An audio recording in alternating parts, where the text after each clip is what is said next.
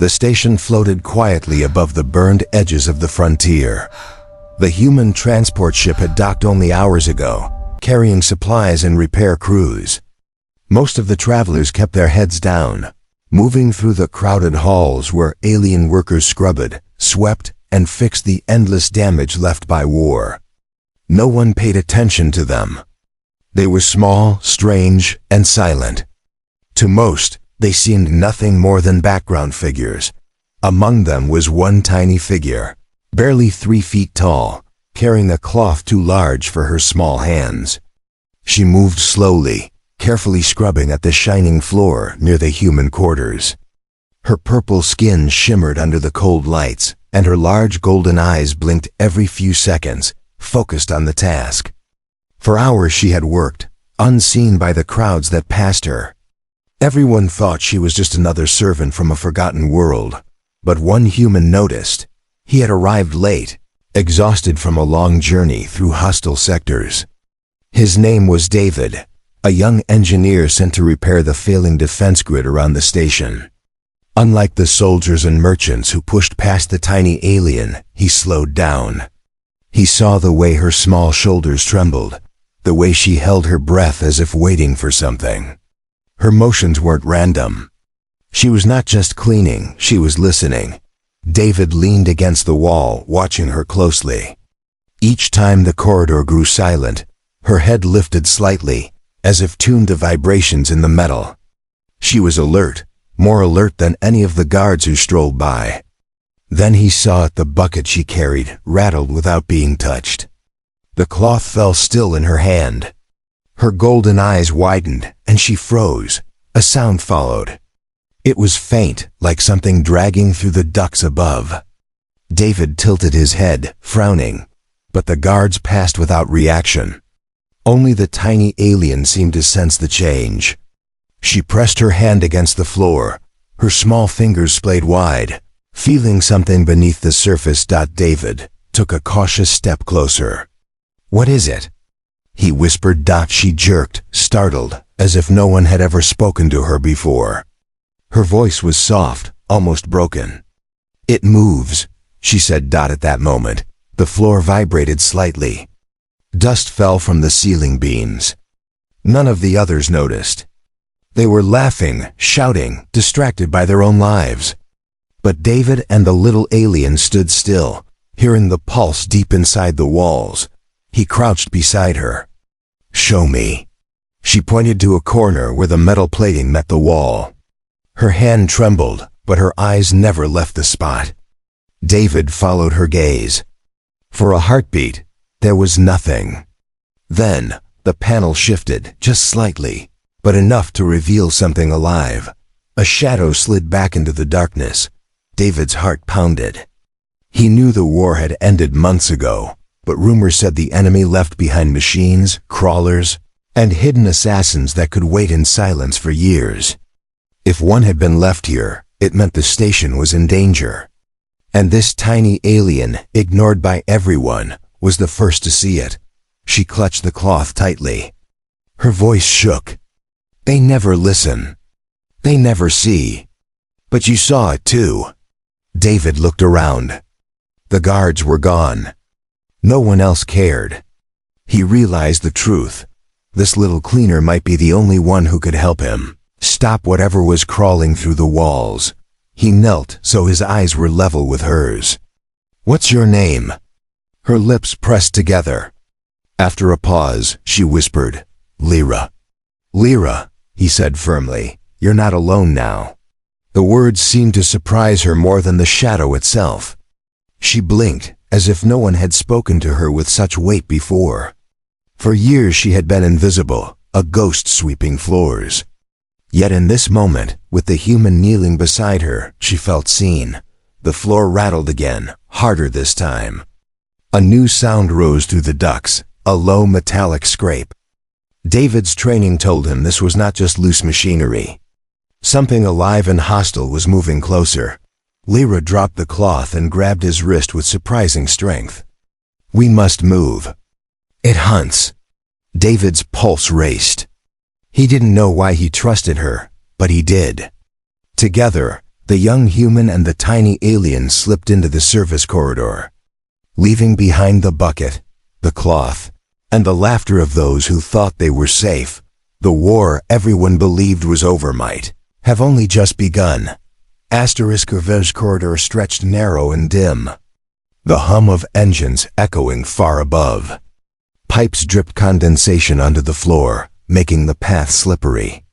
David held onto the railing with one hand and let Lyra lead the way. For someone so small, she moved quickly, her ears twitching at every creak and vibration.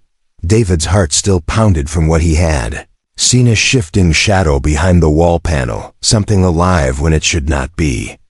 His training told him the war was over, but every instinct screamed otherwise. Lyra stopped suddenly, crouching low. Her golden eyes flickered in the half-light. She pressed her hand against the wall again. "It crawls," she whispered. David knelt beside her, trying to hear what she did. At first there was only silence, but then metal scraping. The sound was faint but steady, like claws dragging across steel. He frowned. "How do you hear that so clearly?" She tilted her head, still listening. "My people were hunters before we were slaves. We feel what others ignore." Her words struck him. She was right. Everywhere else on the station, no one noticed her. She was treated as part of the background, a servant. Yet she had noticed what all the guards missed. A sharp clang echoed above them. Dust rained down. David pulled Lyra close against the wall as something heavy shifted in the ceiling ducts. The sound grew louder, moving toward the main hallway they had just left. "They're walking straight into it," David muttered. He pictured the guards laughing, the workers carrying crates, unaware of what hunted them. His first instinct was to run back and warn them. But Lyra gripped his arm tightly, shaking her head. "They will not believe," she said. "They never believe me. They call me nothing." David studied her face. She was trembling, not from fear, but from anger built over years of being ignored. He realized she wasn't just trying to save herself. She had probably tried to warn others before, only to be dismissed. "Then we make them believe," he said firmly. Before Lyra could answer, the ceiling above the main corridor tore open. Even from the service passage, David could hear the scream of twisting metal and the shouts of people. A dark shape dropped through the gap. David shoved open the maintenance hatch, pulling Lyra through behind him. The hallway was chaos. Workers scattered, guards scrambled for weapons, and in the middle of it all stood the creature Dot. It was mechanical, but alive in its movements, an insect-shaped machine from the enemy's war factories. Its legs were sharp blades, clicking against the floor as it scanned the crowd. Its eyes glowed red, sweeping across panicked faces. David cursed under his breath. A stalker unit. They left one behind. The guards opened fire, energy bolts sparking against the machine's armored shell. But the stalker was fast. It leapt sideways, climbed up the wall, and dropped down onto one of the soldiers before he could react. The scream that followed sent the crowd surging toward the exits. Lyra pressed herself against David, her tiny hands trembling. "They will all die," she whispered. David knew she was right. The stalkers were designed to survive, built to hunt, and nearly impossible to stop without heavy weapons. The guards' rifles barely scratched it. He pulled Lyra into a corner. "If it's still active, that means others might be too. We need to reach the command deck and warn them." Her golden eyes locked on his. "They won't listen." "They will if I'm with you," David said. He looked at the chaos again, the screaming crowd, the soldiers falling back, the stalker cutting through them like a knife. He had no illusions.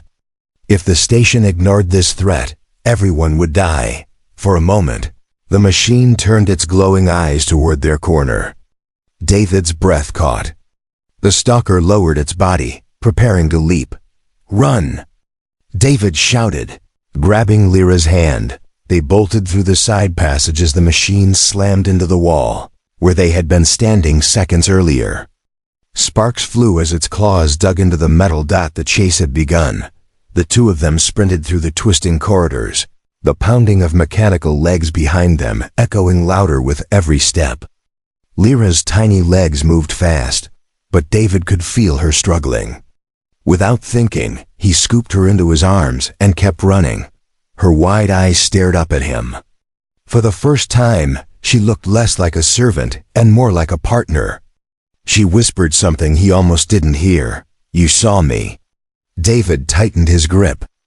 "I'll see you through this." They burst into another maintenance shaft, slamming the hatch behind them. The sound of claws scraped against the other side. For now the hatch held. Breathing hard, David leaned against the wall. Lyra clung to his shirt, trembling but alive. The war, he realized, had never ended. It had only gone quiet, waiting. And the one who knew the truth was not a general, not a soldier, but a tiny alien everyone ignored. David looked at her. "Lyra, it looks like you and I just started a new war." The hatch groaned under the weight of claws scraping at the other side. Sparks hissed through the seams, each strike a reminder that the stalker would not stop. David pressed his back against the metal, breathing hard, while Lyra crouched low, her golden eyes glowing faintly in the dark. "We can't hold it here," David said. His voice was steady, but his pulse hammered in his chest. Lyra nodded quickly. "There is another way," she whispered. She scurried down the narrow passage, her small hands brushing the walls, feeling the vibrations. David followed, forcing himself to stay quiet, though every instinct told him to run. The corridor opened into a forgotten storage room. Dust hung in the air, the faint smell of burned circuits lingering.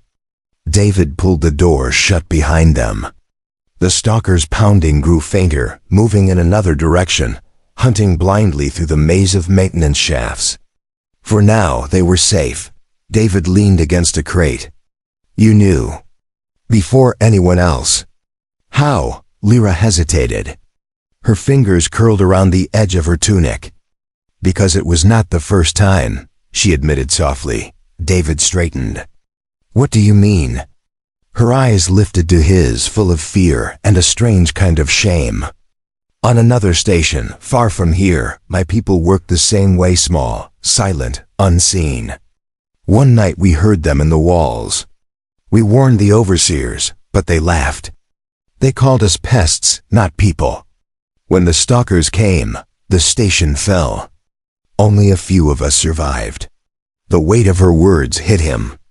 She wasn't just cleaning floors, she was carrying the memory of destruction no one else believed. "And you think the same thing is happening here?" She nodded, trembling. "I felt them days ago. Not one, many." David's throat went dry. If more stalkers were hidden in the walls, the entire station was doomed. He pressed his palms against his face, trying to think. Why hasn't Command noticed? Her voice hardened. "Because they don't see us. We are too small to matter." David lowered his hands. He studied her again, the way her small frame shook yet her eyes stayed fierce. She had been invisible to everyone until now, but she had seen more than anyone. "Then we make them see," David said. Lyra frowned.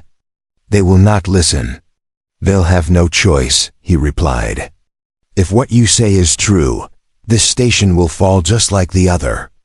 And I'm not letting that happen." She looked at him for a long moment, as if weighing his resolve. Finally she gave a small nod. "There is a place," she whispered. "Beneath the reactor core. I felt movement there 2 nights ago. If we can show them proof, maybe they will believe." David stood. "Then we go." The journey to the reactor levels was dangerous. They moved through forgotten corridors, past broken panels and flickering lights. Each step echoed too loudly in David's ears. Twice they heard the scratching of claws in the walls and froze, holding their breath until the sound passed. At last, they reached the grated platform above the reactor chamber. The air was hot, humming with power. David knelt beside the railing, Peering down into the shadows below, Lyra pressed her small hands flat against the metal floor. Her golden eyes narrowed. "They are here," she said. David squinted, and then he saw it movement in the dark. Not one shape, but several, crawling like insects across the reactor supports. Their red eyes blinked faintly, dozens of them, waiting. His stomach sank. "God," he muttered. "There must be 20. Maybe more." Lyra's face was pale. "They sleep until called. But soon." David knew what that meant. If those machines woke, they would rip through the station, killing everything in their path. He grabbed Lyra's shoulder gently.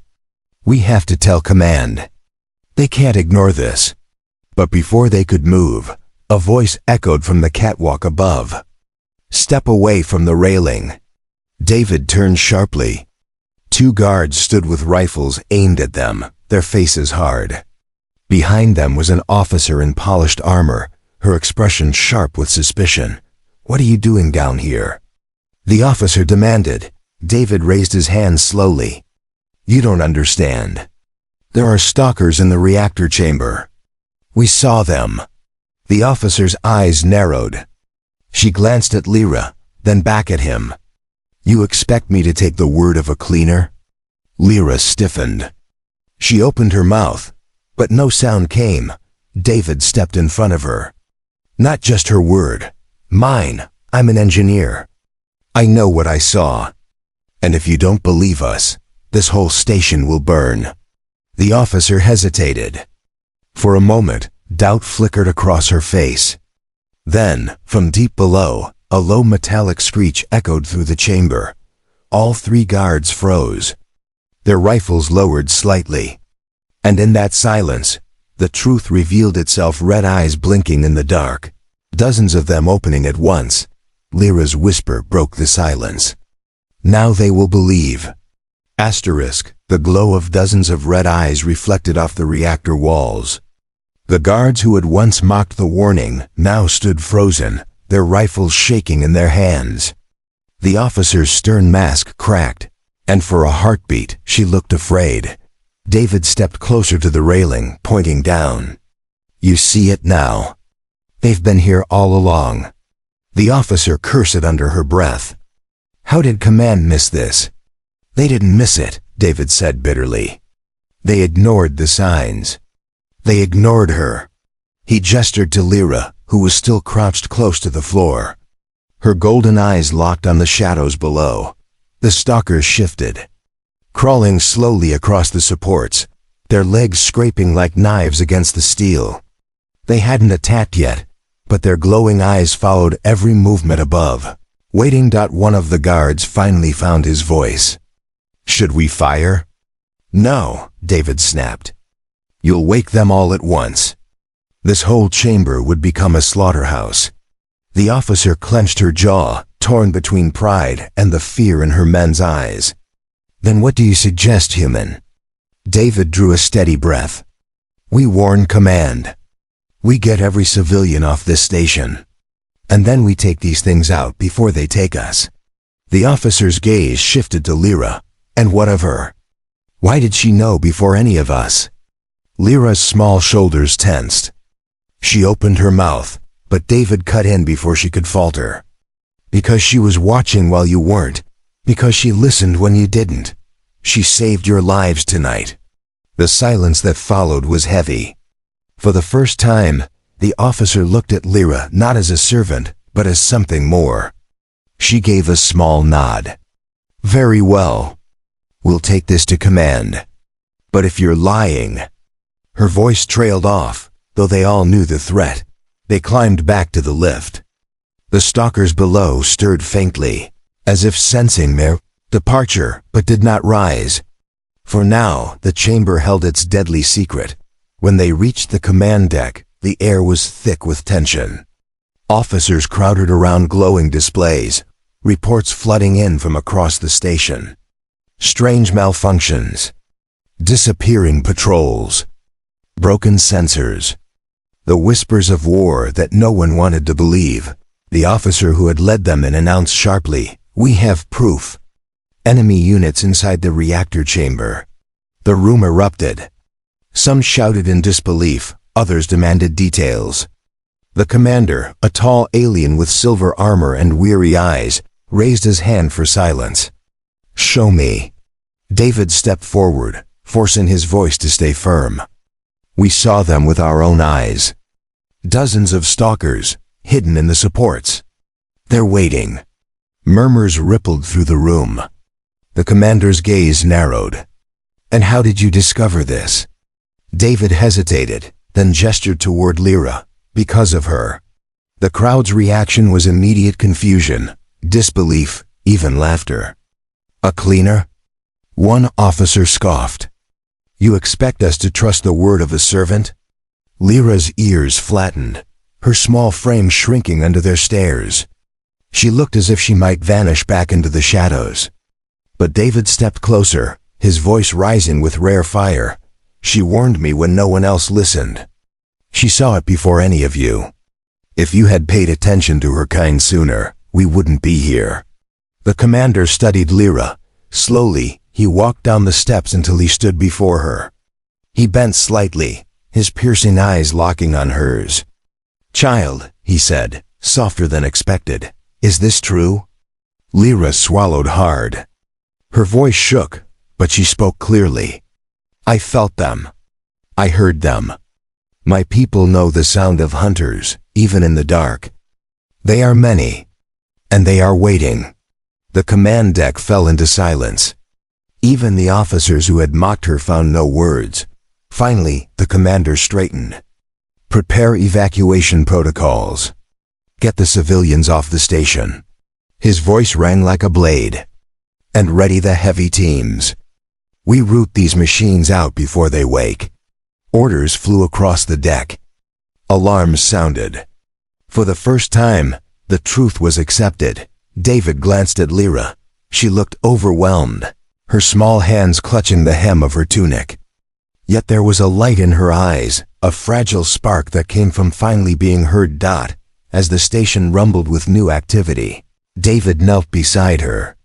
"You did it. They believe you now." Lyra's golden eyes filled with something he couldn't name, relief, fear, hope. She whispered softly, "Then maybe my people will matter again." Before David could answer, the lights flickered. A low metallic screech echoed through the walls, carried on the vibration of the entire deck. Screens flared with warnings. Red eyes blinked into existence across the lower levels of the station. The stalkers were no longer waiting. They were waking. The command deck shook as the alarm screamed across the station. Red lights flashed along the walls, bathing every face in harsh color. Officers shouted into comms, guards scrambled for weapons, and the sound of panic rolled like thunder. David grabbed the railing, steadying himself as the vibration grew stronger. He knew this was no malfunction. The stalkers were moving. On the main screen, feeds from the lower decks flickered alive. Shapes crawled through the shadows, glowing red eyes multiplying with each passing second. Dozens, maybe hundreds. The machines had been hiding for months, waiting, and now they surged forward with terrifying speed. "They're heading for the civilian sectors." One officer cried. The commander barked orders. "Seal bulkheads. Deploy heavy units to Corridor 7. Evacuation pods at full priority." David glanced at Lyra. She stood small and still in the chaos, her golden eyes wide as she listened to the vibrations in the floor. He knelt beside her, trying to block out the shouting. "What do you hear?" She pressed her hands flat to the deck. "They spread. Not just one path. They hunt everywhere." David's stomach sank. "They're not just attacking, they're dividing the station." The commander turned sharply. "You engineer. Can you shut them in?" David shook his head. "Not without cutting power to the whole station. The moment we do that, life support goes down. We'd lose thousands before the machines even reach them." The commander's face hardened. "Then what?" David hesitated, then looked at Lyra. Her small face was tense, but she met his eyes. "There is a place," she whispered. "Old tunnels under the docking ring. They were built before the war. Forgotten. We can move people there." The commander frowned. "How would you know of this?" "Because I clean where no one else goes," she answered simply. For a moment, silence fell. Then David stood tall. "She's right. If there's a chance to save people, we take it. Trust her." The commander studied Lyra, then gave a sharp nod. "Very well. You two lead an escort. Clear the tunnels. We'll direct civilians toward you." There was no time to argue. David grabbed a rifle from the nearest rack and slung it over his shoulder. Lyra clutched his sleeve, guiding him through the side corridors as the station roared with chaos. They passed fleeing families, guards firing blindly into the dark, and the broken remains of those who hadn't escaped. Every step was filled with the sound of claws on metal, closing in from all directions. Not at one turn, a stalker dropped from the ceiling ahead, its legs slicing through the air. David raised the rifle and fired. Sparks flew as the round struck its armor, but the machine shrieked and lunged out before it could strike. Lyra grabbed a loose pipe from the wall and jammed it into the machine's leg joint. The creature stumbled, giving David just enough time to fire again. This time the shot struck its glowing eye, and the stalker collapsed in a burst of smoke and sparks. David stared at her, breathing hard. "Where did you learn to do that?" Lyra looked down at her small hands, trembling. "We learned to survive. No one else would protect us." Something inside David tightened. She wasn't just a cleaner. She was a survivor of a forgotten people, fighting battles in silence that no one had ever seen. They pushed on, finally reaching a sealed bulkhead covered in dust. Lyra ran her hand over the controls, then pressed her ear to the metal. "This is it. The tunnels." David slammed the override, and the door groaned open. Behind it stretched a wide corridor, untouched for years. It was dark, but safe for now. They led the first wave of civilians inside, guiding them into the hidden space. Mothers clutched children, elders leaned on the walls, and soldiers set up a defensive line at the entrance. For a moment, hope flickered, but then the floor shook again, harder this time. From deeper within the station, a screech rolled like thunder. Dozens of red eyes appeared in the distant hallway beyond the bulkhead. David raised his rifle. Lyra stood beside him, her tiny figure dwarfed by the soldiers, but her eyes glowing with fierce light. "They come," she whispered. David's jaw tightened. "Then we hold them here." The soldiers braced themselves. The civilians huddled deeper into the tunnels. And as the stalkers poured forward, metal claws striking the floor in unison, David realized this was no longer just about survival. This was about proving that even the smallest, most ignored among them could change the fate of everyone. The battle for the station had begun. The tunnels shook with the thunder of metal legs. The stalkers surged toward the bulkhead like a living tide, their red eyes glowing brighter with each step. The soldiers formed a defensive wall, rifles aimed. But David knew their weapons alone wouldn't hold the machines for long. He looked at Lyra. She stood at the front line, tiny compared to the armored men, her golden eyes fixed on the approaching swarm. There was no fear in her now, only resolve. "Stay behind the line," David told her. She shook her head. "I know their steps. I know where they are weakest. You cannot fight without me." Before he could argue, the first stalker slammed into the bulkhead door. The metal screeched, denting inward. The soldiers opened fire, energy bolts tearing into the machine. Sparks flew, and it fell, but another crawled over its body, then another. The swarm pushed forward without hesitation. "Fall back 2 meters." The commander shouted. "Hold the line." The civilians cried out, clutching their children, pressing deeper into the tunnels.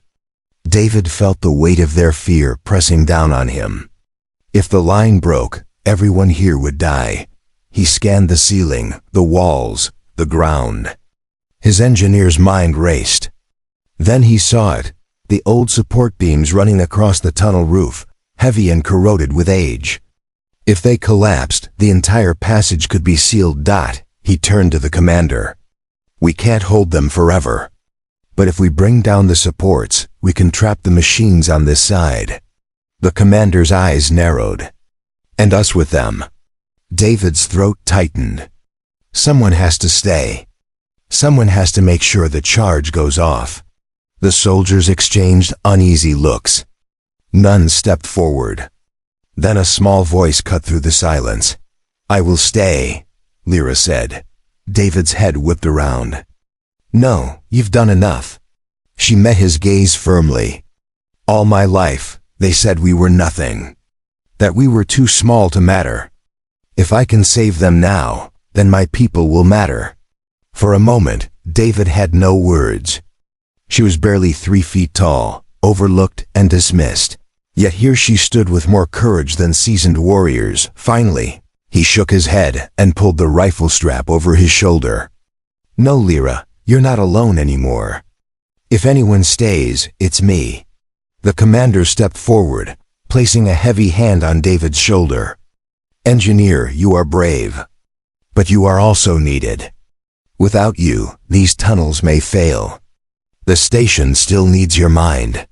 David froze, torn between duty and instinct. Then he felt a tug on his sleeve. Lyra looked up at him, her golden eyes burning. Trust me. You saw me when no one else did. Trust me now. The weight of her words hit him harder than any machine ever could. Slowly, painfully, he nodded. He knelt and pressed his forehead gently to hers. Then promise me you'll come back. Her lips trembled. I promise. The soldiers pulled the civilians further back as David rigged the supports with explosive charges. He explained the sequence to Lyra, his hands moving quickly. She listened with perfect focus, her small fingers ready to follow his instructions. The Stalkers slammed against the door again. Harder, cracks spreading across the metal. Time was almost gone. Now! The commander barked. The soldiers fell back, dragging David with them. But Lyra stayed by the supports, her tiny figure dwarfed by the massive beams above. She placed her hand on the trigger, her golden eyes calm, the bulkhead shattered. The Stalkers poured through, a wave of glowing eyes and clawed legs. They screamed like living nightmares as they surged forward. Lyra looked once more toward David. He shouted her name. His voice breaking, but she only gave a small smile. Then she pressed the trigger. The tunnel roared with thunder. The supports groaned, then collapsed, sending tons of metal and stone crashing down. The Stalkers shrieked as they were crushed, their red eyes blinking out one by one. Dust and fire filled the air, sealing the passage completely. When the echoes faded, there was silence. The swarm was gone. David stumbled forward, coughing through the dust. Soldiers pulled him back, shouting that the tunnel was sealed, that the civilians were safe.